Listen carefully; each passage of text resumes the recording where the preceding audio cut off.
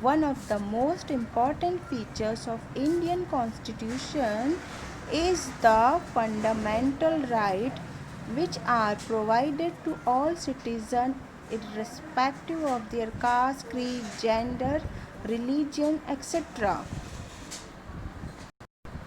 It has guaranteed 6 fundamental rights to the citizen. The fundamental rights in the Indian Constitution include: first, right to equality. Equality before law. It means all persons are equal before law. No discrimination on the basis of religion, race, caste or gender. All citizens have access to all public places, and all citizens have equal access to employment. Our second right is right to freedom. It is a cluster of various rights or freedoms. Freedom of speech and expression. Freedom to assemble peacefully and without arms. Freedom to form associations and unions. Freedom to move freely. Freedom to reside in any part of the country. Freedom to practice any profession or occupation. And our third right is right against exploitation. It prohibits all forms of forced labor.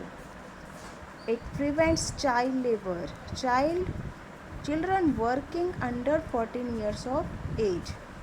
Prevent traffic in human beings. Our fourth right is right to freedom of religion. People have right to follow, practice and preach religion of their choice.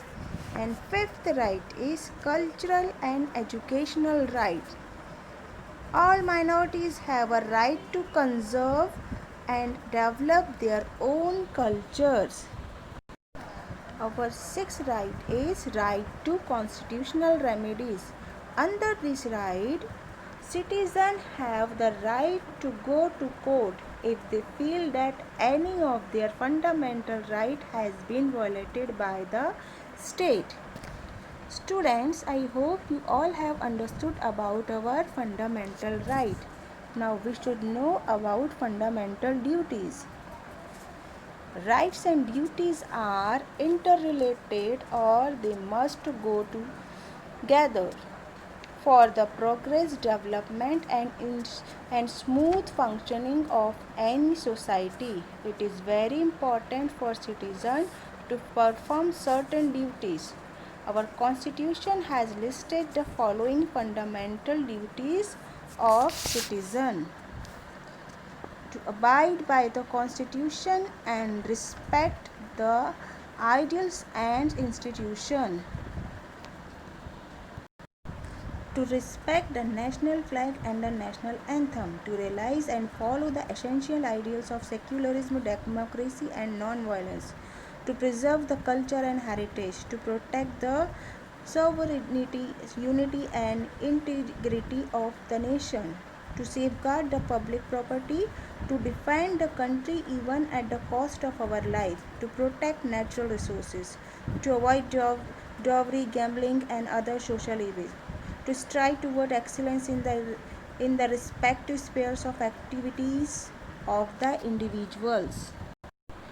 After these fundamental duties, now we will understand the last key features of this chapter, that is secularism.